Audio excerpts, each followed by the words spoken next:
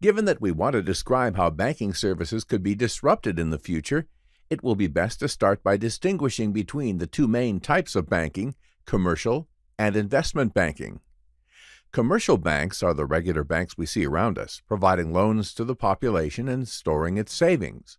These are the so-called traditional banks, who are mainly involved with deposit-taking and credit-giving activities. These banks collect deposits from people and companies who have savings and then lend the money to borrowers.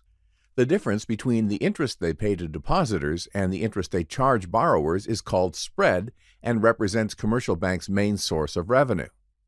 In addition, throughout the years, commercial banks started offering some other services such as international money transfers, custody, letters of credit, forex dealing, and escrow accounts. Investment banks, on the other hand, deal with more sophisticated operations. They assist businesses in major corporate events, like when they are about to make an initial public offering and list their shares on a stock exchange, or when they are involved in mergers and acquisitions processes. I'm sure you'll agree that these two business models are quite different, and it makes sense to analyze them separately. So, which one are we referring to when suggesting why banks won't ignore cryptocurrencies? Commercial or investment banks? Actually, both. But let's focus on commercial banks first, since they impact the everyday life of most people. The commercial banking business model would need to be updated in a major way in the advent of cryptocurrencies and blockchain technology. In his 2015 letter to shareholders, Jamie Dimon, the CEO and chairman of J.P. Morgan Chase, one of the largest banks in the world, said, "There are hundreds of startups with lots of brains and money who are hard at work on alternatives to traditional banking. Silicon Valley is coming." After the boom of 2017 and the huge amounts of capital, research, and development pouring into cryptocurrencies and blockchain technology, it wouldn't be an exaggeration to say that Silicon Valley and the tech startups are not just coming, they are advancing at full speed to the impact, and banking is the first sector to feel the force. But why should banks even bother? Their business model has been valid for hundreds of years, and the Internet hasn't created any significant disruptions so far. Well, this time we are talking about the Internet of money, and things are different. Traditional banks' core business revolves around deposit-taking and credit-giving. If people stop depositing their funds and bank deposits decrease, commercial banks would not be able to finance the loans they give to borrowers at a cheap rate, and hence, traditional banks' entire business model would become outdated and obsolete. It would be like them trying to sell videotapes and old-school film cameras in the world of online video streaming, digital cameras, and smartphones. Or like using homing pigeons in the age of instant messaging.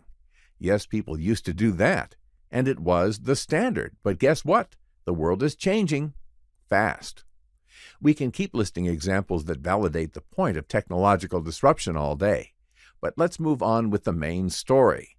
In the presence of countless young, ambitious, and dynamic fintech startups, we would just like to remind our dear friends in banking of the old saying, "Don't bring a knife to a gunfight."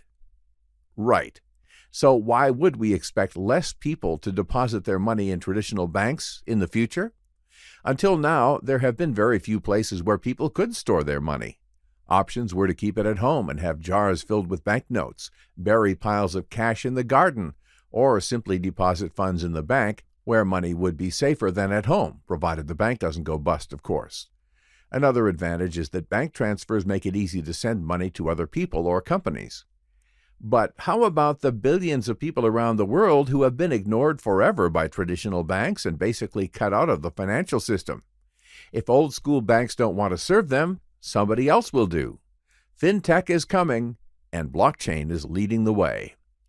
The advent of Bitcoin and cryptocurrencies in general gave people a viable alternative. You already know that blockchain enables secure payments and store of value without third-party interference. Whatever digital money you have on the blockchain, it will be there, and nobody can take it away, provided you store your private keys properly. Therefore, banks aren't the only option for storing your funds anymore.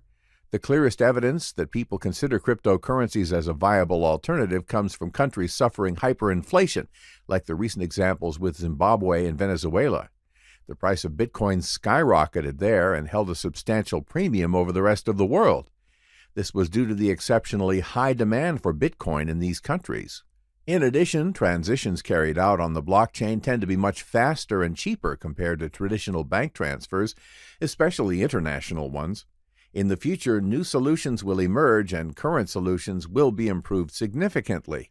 So any kind of money transfers will likely be way more efficient, cheaper, and faster than existing payment systems. All of this will benefit consumers and likely disrupt traditional banks as they start losing business in a scenario where decentralized digital money becomes the prevalent form of payments and store of value. Of course, traditional banks can choose how to address the upcoming technological evolution. We believe that the smart response would be to try and adapt to the changing paradigm and embrace the new technology with all the benefits it brings. You can't stop progress, and it would be foolish to ignore it or try to resist it. Whoever chooses to be rigid or otherwise fails to adapt to the new environment risks to exemplify yet another confirmation of the principle of evolution and follow the fate of the dinosaurs, or of Blockbuster, the former movie retail giant of 15 years ago, which was displaced by services like Netflix. In the next part, we'll examine how blockchain solutions can impact some of the existing services offered by traditional banks. Stay tuned, and thanks for watching.